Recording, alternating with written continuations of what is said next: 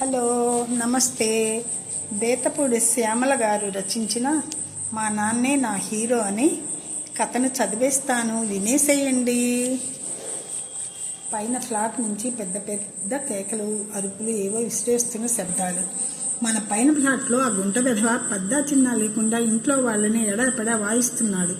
పాపం తల్లి ఏడుస్తుంది. మీరు కాస్త కలగజేసుకుని వాడిని మందలించరాదా? వాడు మీతో బాగానే మాట్లాడతాడు కదా, రోజు విష్ చేస్తాడు కూడా. మీరు చెప్తే వింటాడు. చిన్నప్పటి నుంచి చూస్తున్నవాడు, మన కళ్ళ ముందే పెరిగినవాడు. తాపీగా వార్తాపత్రిక చదువుతున్న భర్తతో కోపంగా అంది లక్ష్మీదేవి. పేపర్లో నుంచి తలెత్తకుండానే, అది మా కుటుంబ విషయం, మీరెందుకు కలగజేసుకుంటున్నారు అని వాళ్ళ ఇంట్లో వాళ్లే మనకి ఎదురు తిరుగుతారు. అంతకంటే అవమానం ఇంకోటి ఉండదు. ఎవరి కర్మ వారిది, మనం చేసేది ఏముంది అని గ్లాసులో కాఫీ పూర్తి చేసి పేపర్ మడిచి ఉదయం శుభోదయాలు పలకడానికి చరవాణిలో నిమగ్నమయ్యాడు శ్రీనివాస్. భర్త సంగతి తెలిసి అతన్ని కదపటం తనది బుద్ధి తక్కువ అనుకుంది బాధగా. ఆ మధ్య వరుసకు తోడికోడలు ఒక ఆవిడ తమ ఇంటికి వచ్చింది. ఆవిడ భర్త శ్రీనివాస్కి మంచి సన్నిహితుడు. ఆవిడ శ్రీనివాస్కి దగ్గర బంధువే. ఆవిడ తన భర్త ఈ మధ్య బాగా మారిపోయాడంటూ అతను తన్ని పెట్టే ఇబ్బందులు వివరించింది.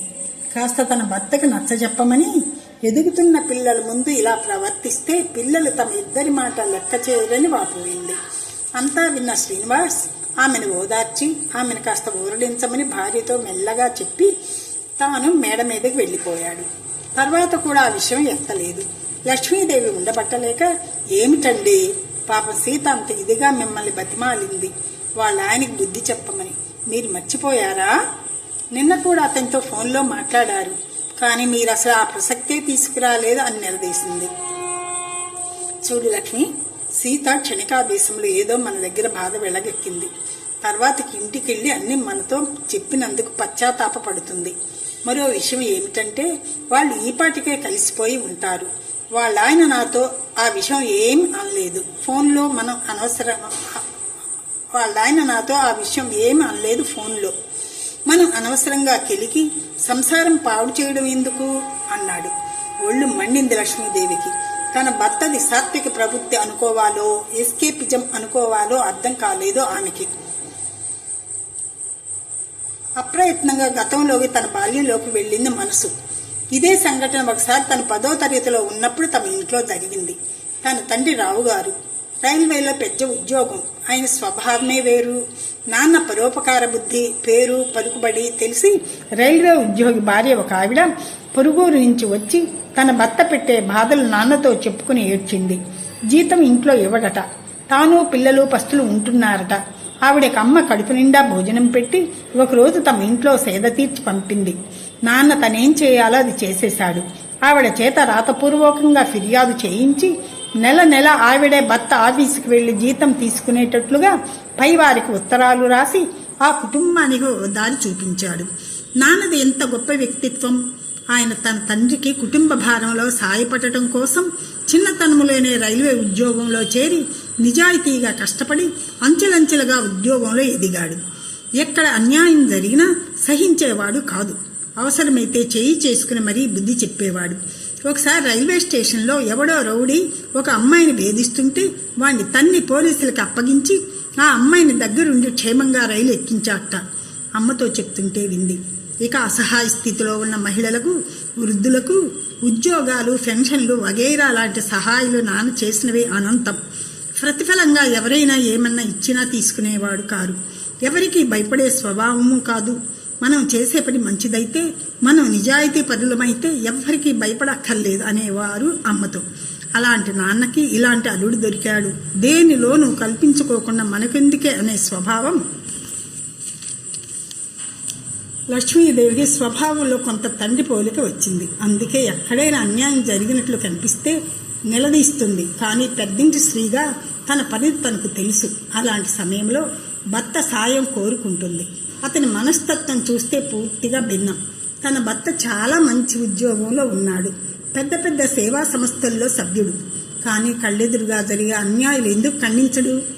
అసహాయులకు ఉద్యోగాలు ఇప్పించే తన తండ్రి రావు గారిని కొన్ని చోట్ల ఇంటర్వ్యూ బోర్డు మెంబర్గా ఆహ్వానించేవారు. రైల్వే శాఖ వారు. లక్ష్మీదేవి ఆమె తమ్ముడు శేఖర్ ఇద్దరే సంతానం వారి తల్లిదండ్రులకు. రావుగారి పిల్లలని ఎక్కడకు వెళ్ళినా అందరూ ఎంతో అభిమానంగా చూసేవారు తామిద్దరిని. రావుగారు తన కొడుకు శేఖర్కి నువ్వు ఉద్యోగం విషయంలో కరాఖండిగా చెప్పేశారు. నువ్వు నా పేరు వాడుకోకుండా నీ స్వశక్తితో ఉద్యోగం సంపాదించుకో అని. తండ్రిని సంపూర్ణంగా అర్థం చేసుకున్న శేఖర్ కష్టపడి చదివి జిల్లా పరిషత్ స్కూల్లో టీచర్గా ఉద్యోగం సంపాదించి ఇప్పుడు హెడ్ మాస్టర్ అయ్యాడు. అతని పెళ్ళయ్యి ఒక కొడుకు కూతురు ఉన్నారు. మరదలు బాగా కలివిడి, పెద్ద చిన్న మంచి మన్నన తెలిసిన సంస్కారవంతురాలు. దేవుడి దయవల్ల తన తల్లి తండ్రి కూడా ఆరోగ్యంగానే ఉన్నారు. తమ్ముడి కుటుంబం వారితోనే ఉంటుంది. అక్క తమ్ముళ్ళిద్దరికి తల్లిదండ్రులంటే ప్రాణం. అందరూ పండగలకు పబ్బాలకు కలుస్తారు, అన్యోన్యంగా ఉంటారు. తమ్ముడికి తండ్రి స్వభావం పూర్తిగా రాలేదు. కానీ తమ్ముడి కొడుకు ప్రసాద్కి తాత పోలిక అంటే రావుగారి పోలిక వచ్చింది. ఎవరికి ఏ సమస్య వచ్చినా తానే ముందుండి పరిష్కరిస్తాడు. కాలేజీలో స్టూడెంట్స్ యూనియన్ లీడర్. కాలేజీలో ర్యాగింగ్ పేరుతో అమాయకుల్ని వేధిస్తే తాట తీసేవాడు. స్కాలర్షిప్లు ఫీజుల విషయంలో కాలేజీ యాజమాన్యానికి విద్యార్థుల తల్లిదండ్రులకు మధ్య వారధిగా ఉండి ఇరుపక్షాలకు తృప్తిగా ఉండే విధంగా సమన్వయపరిచేవాడు. అతనంటే విద్యార్థులకు, యాజమాన్యానికి, కళాశాల సిబ్బంది అందరికీ ఇష్టం. చిన్న వయసులోనే ఎంతో మానసిక పరిపక్వత, అందరితో సామరస్యంగా మసలే తీరు, అవసరమైతే గొడవకి దిగి అయినా బాధితులకు న్యాయం చేయడం లాంటి నాయకత్వ లక్షణాలతో అందరినీ ఆకట్టుకున్నాడు. అమ్మాయిలందరికీ పెద్ద హీరో. తను మాత్రం చదువు మీద దృష్టి పెట్టి గవర్నమెంట్ ఉద్యోగం సంపాదించాలనే పట్టుదలతో ఉన్నాడు. దాని వెనుక తాతగారి ప్రోత్సాహం, తండ్రి మద్దతు ఉన్నాయి. అతని చెల్లి శకుంతల వైపు కన్నెత్తి చూడాలన్న కుర్రాళ్లకు హడల్. ప్రసాద్ చెల్లి కదా మరి. తన ఒక్కగానొక్క కూతురు సుధకు ప్రసాదం చేసుకోవాలని లక్ష్మీదేవి కోరిక. ఇరు కుటుంబాలకి సమ్మతమే. ప్రసాద్కి ఈ సంవత్సరమే బ్యాంక్ ఆఫీసర్గా ఉన్న ఊళ్ళోనే పోస్టింగ్ వచ్చింది. సుధా పీజీ చదువు పూర్తి కాగానే వచ్చే సంవత్సరం పెళ్లి చేసేద్దాం అనుకున్నారు పెద్దవాళ్ళు. అనుకున్నట్లే సుధా పీజీ ఫస్ట్ క్లాస్లో పాస్ అయ్యింది. లెక్చరర్ ఉద్యోగం కోసం ప్రయత్నాలు చేస్తోంది. నిశ్చితార్థం పెళ్లి టక్టక అయిపోయాయి. కూతుర్ని అత్తగారింటికి పంపుతూ కన్నీళ్లు పెట్టుకున్నా తన పుట్టింటికే కోడలుగా వెళుతుందని ఒక పక్క సంతోషం లక్ష్మీదేవికి. కొత్త దంపతుల హనీమూన్ సరదాలతో 2 నెలలు గడిచాయి.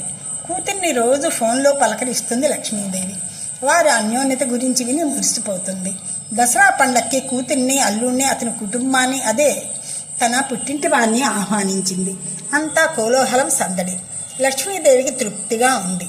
తను కోరుకున్న లక్షణాలతో అల్లుడు దొరికినందుకు.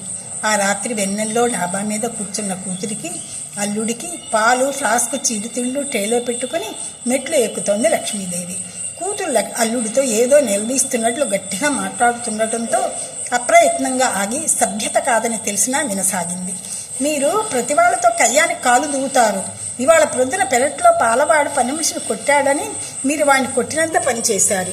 వాళ్ళిద్దరూ మొగుడు పెళ్ళాలు. మనకెందుకు మధ్యలో? ఎదురింటి తాతగారు పెన్షన్ రాలేదని ఆయన ఆఫీస్ చుట్టూ తిప్పుతున్నారని ఆ పెన్షన్ ఆఫీస్కి వెళ్ళి వాళ్ళని నిలదీసి కోప్పడి కంప్లైంట్ రాస్తానని బెదిరించి ఆయనకు పెన్షన్ తెప్పించేదాకా ఊరుకోలేదు. ఆ మధ్య సినిమా హాల్లో ఎవడో ఒక అమ్మాయిని తోసుకుని వెళుతూ నడుము గిల్లాడని వాడి కాలర్ పట్టుకుని వార్నింగ్ ఇచ్చారు. లోకంలో అందరూ ఇలాగే ఉన్నారా? మా నాన్నగారు చూడండి ఎంత మృదువుగా ప్రవర్తిస్తారో.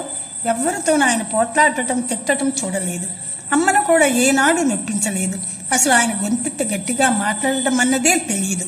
చిరునవ్వు ముఖంతో ఎంతో ప్రశాంతంగా ఉంటారో. మా బంధువులు మాత్రమే కాదు, నాన్న స్నేహితులు కూడా నాన్న ఎప్పుడు సౌమ్యంగా ఉంటారని ఎంతో ఇష్టపడతారు. ఇంకా ఏదో చెప్పుకుపోతుంది సుధా తదాత్మ్యంతో. తండ్రిపై భక్తి, ఆరాధన కలిసిన స్వరంతో వింటున్న లక్ష్మీదేవి అవాక్కయ్యింది. తేరుకున్నాక చిరునవ్వుతో అనుకుంది, ఎవరి నాన్న వాళ్ళకి హీరో అని. అంతేగా మరి.